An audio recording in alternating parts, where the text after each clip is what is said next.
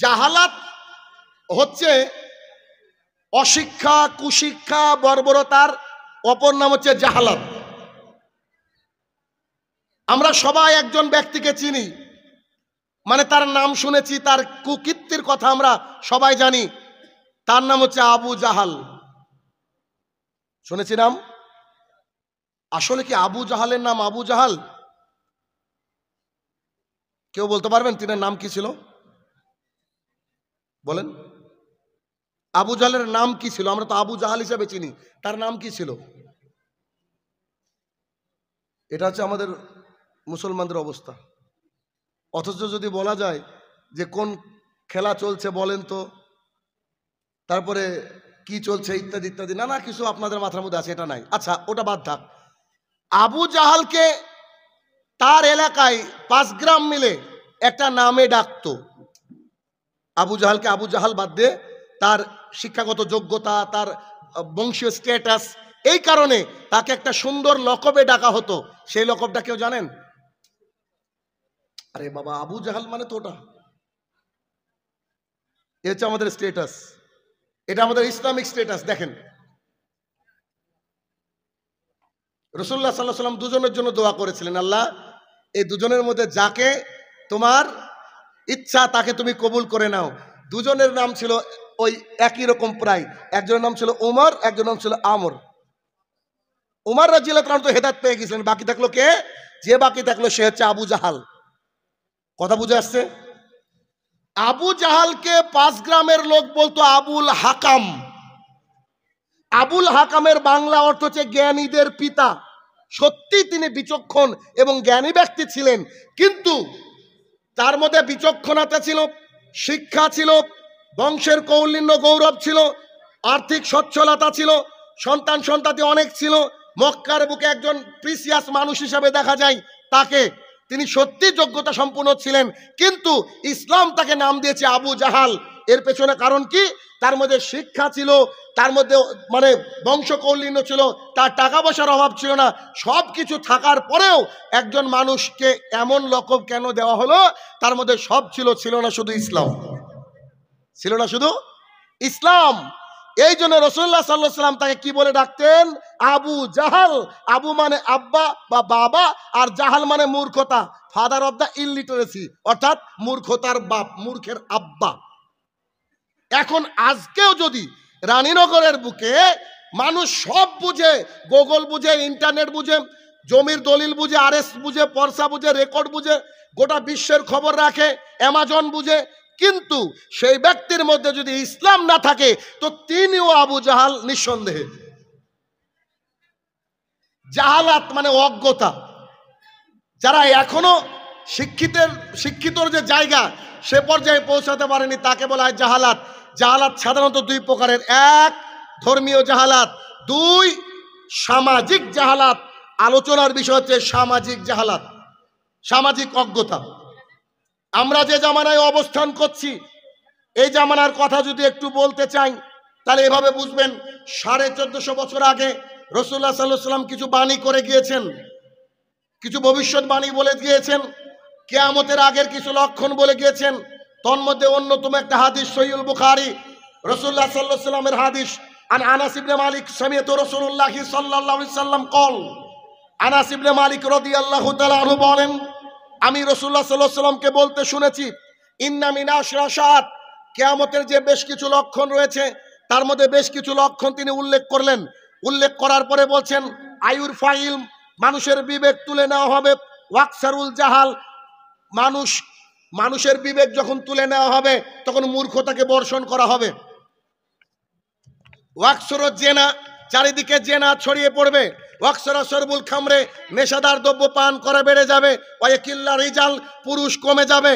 ওয়াকসরা নেশা, নারীরা বৃদ্ধি পাবে। এরকম করতে করতে রাসূলুল্লাহ সাল্লাল্লাহু আলাইহি ওয়াসাল্লাম পরপর কয়েকটা বাক্য বললেন। আসেন, 1450 বছর আগের করা বাক্য আজকে আপনার আমার সোসাইটিতে একেবারে ফিট অ্যান্ড ফাইন হয় কিনা। 1 নম্বর বাক্যে রাসূল সাল্লাল্লাহু আলাইহি ওয়াসাল্লাম বললেন, আয়ুর ফাইল, মানুষের বিবেক তুলে নেওয়া হবে। 2 নম্বর রিলেটেড বাক্য, ওয়াকসারুল জাহাল, মূর্খতাকে বর্ষণ করা হবে। আল্লাহ তাআলা বলছেন মুহাম্মদ সাল্লাল্লাহু আলাইহি ওয়াসাল্লামকে, তুমি মানুষকে বলো কিয়ামতের পূর্বে মানুষের বিবেককে তুলে নেওয়া হবে, মানুষের বিবেক বুদ্ধি থাকবে না। দুই, অজ্ঞতা, জাহালাত, মূর্খতা, যেমন করে বৃষ্টি বর্ষণ হয় তেমন করে জাতির সামনে বর্ষণ হবে। তার প্রমাণ দেখবেন, আজকে এতগুলা লোক এখানে জড়ো হয়েছে দিন ইসলামকে জানার জন্য। সবাইকে মরতে হবে একটা নাস্তিকও বিশ্বাস করে, তবে এখানে খোঁজ করে দেখেন যে দুজন এমবিবিএস পাস ডাক্তার নাই আজকের মজলিসে, একজন প্রফেসর নাই, একজন এলাকার ভালো মানের ডাক্তার নাই, দুজন এলাকার ভালো মানের উকিল নাই, দুজন ভালো মানের বিজনেসম্যান নাই, দুজন ভালো মানের নেতা আমাদের মাঝে উপস্থিত নাই। তার মানে তারা মনে করে যে এরা মূর্খ মানুষ, মাদ্রাসায় পড়েছে, মানুষকে শুধু ভয় দেখায় জান্নাত আর জাহান্নামের ব্যাপারে। এরা এভাবেই চললো, আর আমরা টাকা ইনকাম করে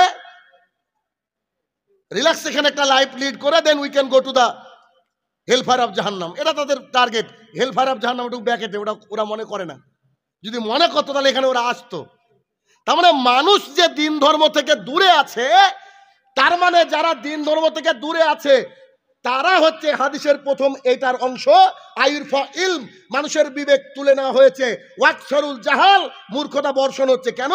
শিক্ষিত মানুষ যখন, যারা সোকল এডুকেশনকে অন্তরে লালন পালন করে, শিক্ষিত বলে নিজেকে দাবি করে, তারা আজকে এই মজলিসে নাই। মাস্টার, ডাক্তার, প্রফেসর, প্রিন্সিপাল এরা নাই। তার মানে প্রকৃত অর্থে এরা কেউ শিক্ষিত না, এরা সবাই মূর্খ। রাসূলুল্লাহ সাল্লাল্লাহু আলাইহি ওয়াসাল্লাম এই বাক্যই বললেন। যদি আর্গুমেন্ট করতে চান, I am ready for this argument. ইনশাল্লাহ আমি আপনার সাথে প্রস্তুতি গ্রহণ করেছি, আমি রেডি আপনার সাথে। যদি আপনি বলেন যে আমি মিথ্যা কথা বলছি, আমি আপনাকে প্রমাণ করে দেব। আপনি এট এনি কর্নারের দিক দিয়ে যদি আমাকে প্রমাণ করতে বলেন, আমি প্রমাণ করে দেব যে একটা ব্যক্তির সব কিছু আছে, তার মধ্যে খালি ইসলাম নাই। He is the most illiterate person in the world. সে আল্লাহর জমিনে সবচেয়ে মূর্খ মানুষ। তার প্রথম সূচনা করেছেন কে? মুহাম্মদ রাসূলুল্লাহ সাল্লাল্লাহু আলাইহি সাল্লাম। মানুষকে দেখিয়ে দিয়েছে আবুল হাকাম টার্ন ইনটু আবু জাহাল। মূর্খের পিতা হয়েছেন কোন ব্যক্তি? যে লোকটা এলাকার মধ্যে সবচেয়ে শিক্ষিত মানুষ, শুধুমাত্র ইসলাম নাই তার কারণে। তার মানে রাসূলুল্লাহ সাল্লাল্লাহু আলাইহি সাল্লামের এই 1450 বছর আগের বাক্য আজকে আমাদের সমাজে ইউটিলাইজ হচ্ছে। রাসূলুল্লাহ সাল্লাল্লাহু আলাইহি সাল্লাম বলেন আইউর ফাইল, মানুষের বিবেক তুলে নেওয়া হবে। ওয়াকসারুল জাহাল, মূর্খতাকে বর্ষণ করা হবে। নিট পরীক্ষায় পাশ করার পর একজন স্টুডেন্ট এমবিবিএস ডাক্তার হয়। এমবিবিএস ডাক্তার মানে মানুষের কাছে খুব ভরসার জায়গা। এমবিবিএস ডাক্তার মানে মানুষের একটা ভরসার স্থল। 10 লক্ষ টাকা 20 লক্ষ টাকা খরচ করে নিজের জমি বন্ধক করে বেচে দিয়ে বাবার অপারেশন করতে গিয়েছেন একজন ডাক্তারের কাছে। তিনি অনেক বছর পড়াশোনা করেছেন, নিটে কোয়ালিফাই হওয়ার পরে এমবিবিএস ডিগ্রি পকেটে এনে তিনি ট্রিটমেন্ট করছেন।